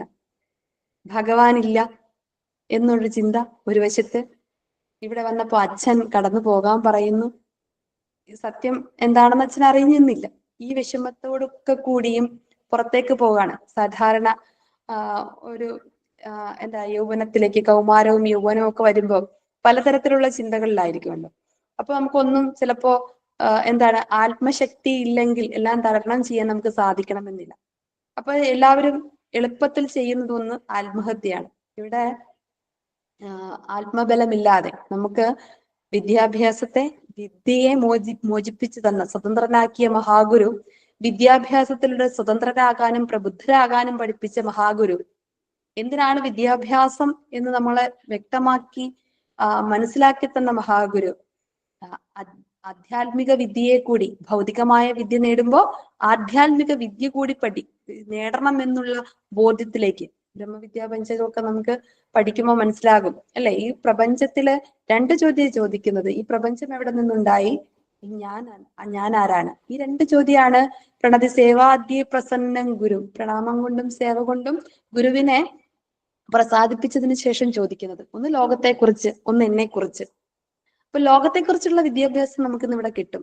പക്ഷെ എന്നെക്കുറിച്ചുള്ള അറിവ്, ആത്മവിദ്യ കരസ്ഥമാക്കണമെങ്കിൽ നമ്മൾ എപ്പോഴും ഇതുപോലെ, ഇത് കുഞ്ഞുമക്കളുടെ കുഴപ്പമല്ല, ഈ കൗമാരക്കാരുടെ കുഴപ്പമല്ല, യുവാക്കളുടെ കുഴപ്പമല്ല, നന്നേ ചെറുപ്പത്തിലെ നമ്മെ അതിലേക്ക് ചേർത്ത് നിർത്താൻ, അല്ലെങ്കിൽ കുഞ്ഞുങ്ങളെ ആ വഴിക്ക് കൊണ്ടുവരാൻ മുതിർന്ന ഓരോരുത്തരുടെയും കടമയാണ്, അവരുടെ ഉത്തരവാദിത്തമാണ്. അത് ചെയ്യാതെ വരുമ്പോഴാണ് മക്കള് ഈ വഴിക്കൊക്കെ പോകുന്നത്. കാരണം ഇന്ന് സ്വാതന്ത്ര്യത്തിന്റെ, എല്ലാ അഭിപ്രായ സ്വാതന്ത്ര്യങ്ങളുടെ, എല്ലാവിധ ജീവിത സ്വാതന്ത്ര്യങ്ങളുടെയും നടുവിലാണ് നമ്മുടെ യൗവനം അല്ലെങ്കിൽ കൗമാരം. പക്ഷെ അവിടെ ശരിയേത് തെറ്റേതെന്ന് തിരിച്ചറിയണമെങ്കിൽ ഉറപ്പായിട്ടും എന്ത് വേണം? ഈ ആധ്യാത്മിക ശക്തിയെ അല്ലെങ്കിൽ ആധ്യാത്മിക വിദ്യ കൂടി ലഭിക്കണം. അത് പകർന്നു കിട്ടേണ്ടത് വീടുകളിൽ നിന്നാണ്.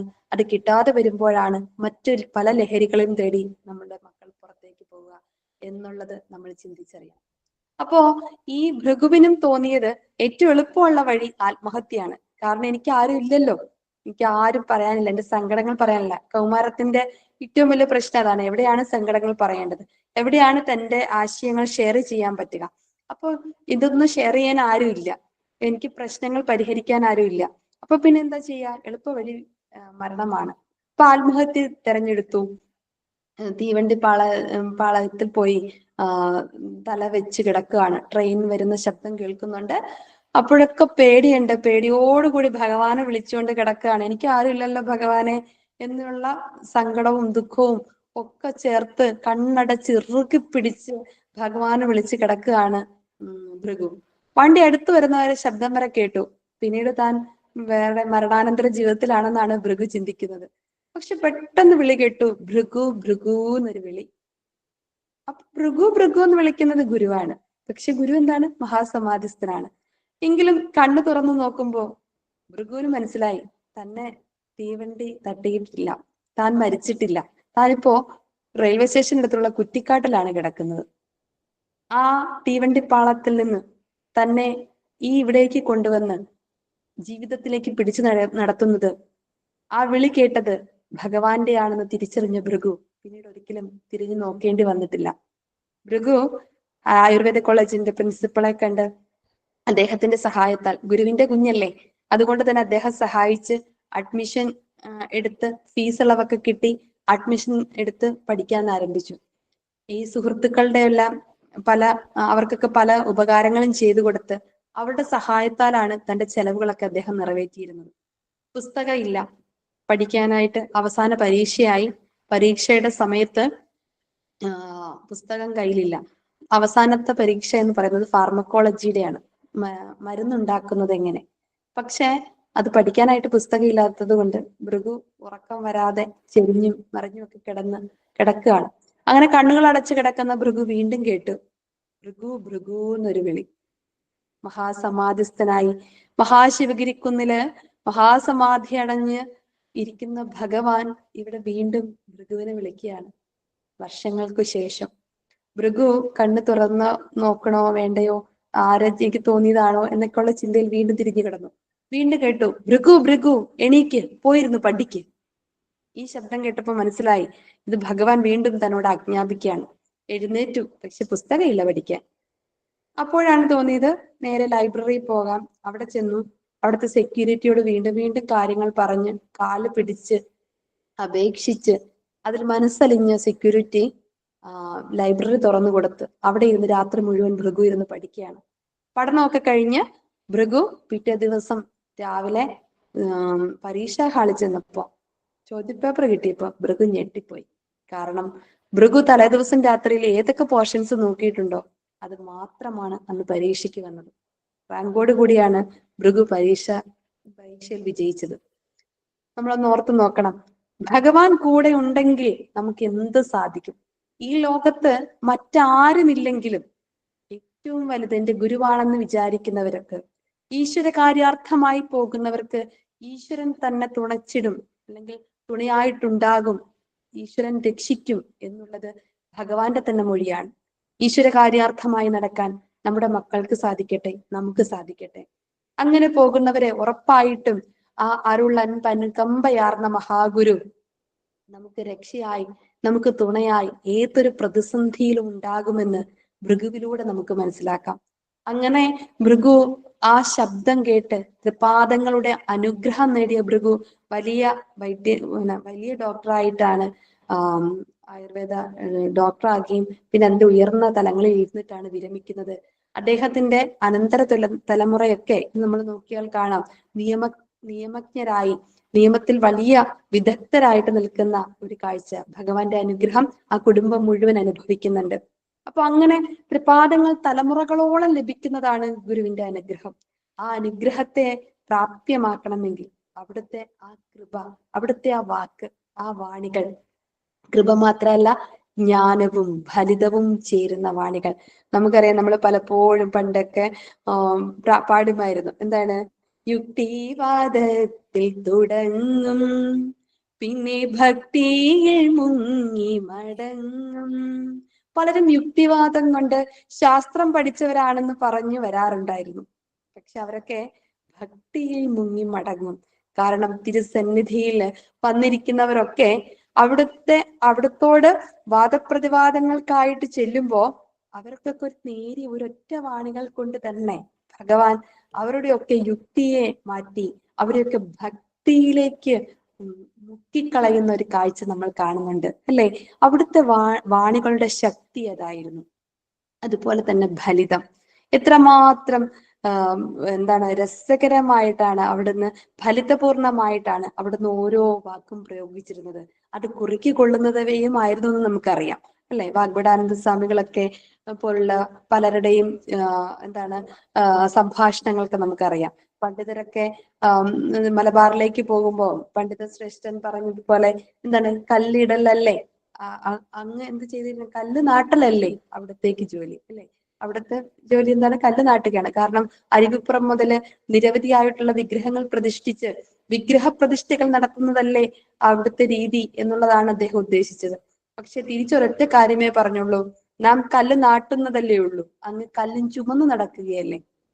കാതിലൊരു കടുക്കനുണ്ടായിരുന്നു, അതിനെ സൂചിപ്പിച്ചുകൊണ്ടാണ് പറയുന്നത് കല്ലും ചുമന്നുകൊണ്ട് നടക്കുകയല്ലേ. പക്ഷെ അതിനപ്പുറത്തേക്ക് എന്നും ആ എന്താണ് യുക്തിസഹമല്ലാത്ത ദർശനങ്ങളിൽ മുഴുകി നടക്കുകയല്ലേ എന്നുള്ള ഒരു ചിന്ത കൂടി വന്നതോടുകൂടി അവിടെ വെച്ചിട്ട് ആ വാദപ്രതിവാദങ്ങൾ അവസാനിച്ചതായിട്ട് നമുക്ക് കാണാം. ഷഷ്ടിപൂർത്തി വേളയില് ഒരു ഭക്തൻ എന്താണ് കുറച്ച് സ്വർണ്ണപ്പൂക്കൾ കൂടി ശിഷ്യന്മാര് ഭഗവാന് സമർപ്പിക്കുന്ന പൂക്കൾക്കൊപ്പം സമർപ്പിക്കുകയുണ്ടായി. അപ്പൊ 2-3 പൂക്കൾ എടുത്ത് മണത്തിട്ട് ഭഗവാൻ മൊഴിയുന്നുണ്ട്, ഈ എന്താണ് ഇതിൽ മണമില്ലാത്ത പൂക്കളും ഉണ്ടല്ലോ എന്ന്. സ്വർണ്ണപ്പൂക്കളെ കണ്ടിട്ട് പറയുന്നത് മണമില്ലാത്ത പൂക്കളും ഉണ്ടല്ലോ. ഒരു പക്ഷെ സ്വർണത്തിന്റെ നിരർത്ഥകതയെ ഒപ്പം സൂചിപ്പിക്കുകയും ആവാം. അപ്പൊ ഇപ്രകാരം ചെറിയ വാക്കുകളിലൂടെ, ആ ചെറിയ ഫലിതങ്ങളിലൂടെ, എത്രയെത്രയോ ഫലിതങ്ങൾ നമുക്കറിയാം, ഞാൻ അതിലേക്കൊന്നും കടക്കുന്നില്ല കേട്ടോ.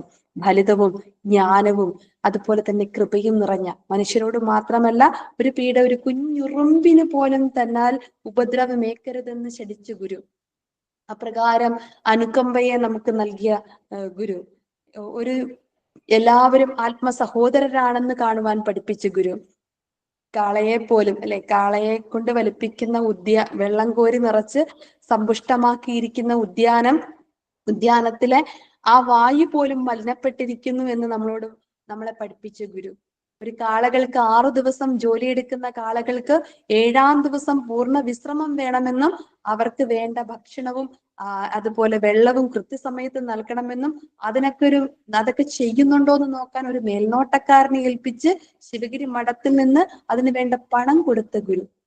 നോക്കണം, ഓരോ ജീവിയോടും കാണിക്കുന്ന അനുകമ്പ, ഈ പ്രപഞ്ചത്തിലെ സകലതിനോടും അനുകമ്പയാർന്ന ആ ഭാവം, ആ അനുകമ്പയോടുകൂടി അവിടുന്ന് മൊഴിഞ്ഞിരുന്ന വാക്കുകൾ കേൾക്കാൻ ഭഗവാനെ ഇനി വരുന്ന തലമുറകൾക്ക് സാധിക്കില്ലല്ലോ എന്നുള്ള വിഷമം. ഇതെങ്ങനെയാണ് സഹിക്കുക? നമ്മൾ ആഗ്രഹിക്കുന്നില്ലേ ധന്യേ എന്നൊന്ന് പേരെടുത്ത് വിളിക്കാൻ? ആ വിളിയൊന്ന് കേൾക്കാൻ നമ്മൾ ആഗ്രഹിക്കുന്നില്ലേ? അല്ലെ? നമ്മുടെ ഓരോരുത്തരുടെയും പേരെടുത്ത് ഭഗവാൻ ഒന്ന് വിളിച്ചിരുന്നെങ്കിൽ. പക്ഷെ നമ്മൾ ഇടക്കിടക്ക് കേൾക്കുന്നുണ്ട്, അല്ലെ? ആ തിരുനാവിൽ നിന്ന് വരുന്ന വിളിയൊക്കെ നമ്മൾ ഇടയ്ക്ക് കേൾക്കുന്നുണ്ട്. ചിലപ്പോ ശാസനയാകാം, ചിലപ്പോ സ്നേഹമായിരിക്കാം, പല രീതിയിൽ നമ്മൾ അത് അനുഭവിക്കുന്നുണ്ട്. ആ വിളികളിലാണല്ലോ നമ്മളിങ്ങനെ പിടിച്ചു നിൽക്കുന്നത്.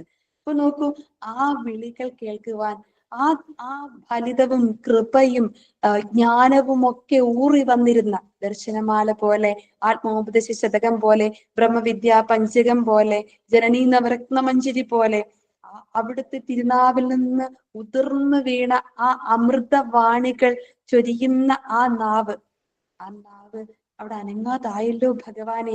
ഇനി എങ്ങനെയാണ് സഹിക്കുക? ഇനി ഞങ്ങൾക്ക് എങ്ങനെയാണ് ഇതൊക്കെ ലഭിക്കുക? ഇനി ഞങ്ങൾ എങ്ങനെയാണ് ഭൃഗുവിനെ പോലെ ഒരു വിളി കേൾക്കുക? അതൊക്കെ ഓർത്തിട്ട് സഹിക്കാൻ പറ്റുന്നില്ലല്ലോ എന്നുള്ള വിഷമത്തെ ഇവിടെ സഹോദരനയ്യപ്പൻ പങ്കുവെക്കുകയാണ്. 8:20 ആയത് കൊണ്ട് നമുക്ക് തൽക്കാലം നിർത്താമെന്ന് വിചാരിക്കുന്നു.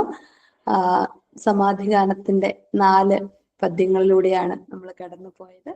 ഇനിയും കടന്നു പോകുവാൻ നമുക്ക് എപ്പോഴെങ്കിലും ഒരവസരം കിട്ടട്ടെ എന്ന് പ്രാർത്ഥിച്ചുകൊണ്ട് സാമുദ്രപാദങ്ങളുടെ മഹാസമാധിയോടനുബന്ധിച്ച് ഇപ്രകാരം നമുക്ക് കൂടിയിരിക്കുവാനും വീണ്ടും ഭഗവത് തൃപാദങ്ങളിൽ ചേർന്നിരുന്ന് പ്രാർത്ഥിക്കുവാനും അവിടുത്തെ തിരുസ്വരൂപത്തെ എപ്രകാരമാണ് സഹോദരനയ്യപ്പൻ വിവരിച്ചു നൽകിയിരിക്കുന്നതെന്നൊക്കെ അടുത്തറിയാനും താൻ അറിഞ്ഞ തൻ്റെ മഹാഗുരുവിന്റെ മഹാപ്രഭുവിന്റെ ഭഗവാന്റെ ആ ആത്മസ്വരൂപത്തെ അയ്യപ്പൻ കാണിച്ചു തന്നതൊക്കെ ചിന്തിക്കുവാനും ഒക്കെ നമുക്ക് വീണ്ടും വീണ്ടും ഭാഗ്യമുണ്ടാകട്ടെ എന്ന് പ്രാർത്ഥിച്ചുകൊണ്ട് നിർത്തുന്നു. നന്ദി, നമസ്തേ, തൃപ്പാദ ജയം.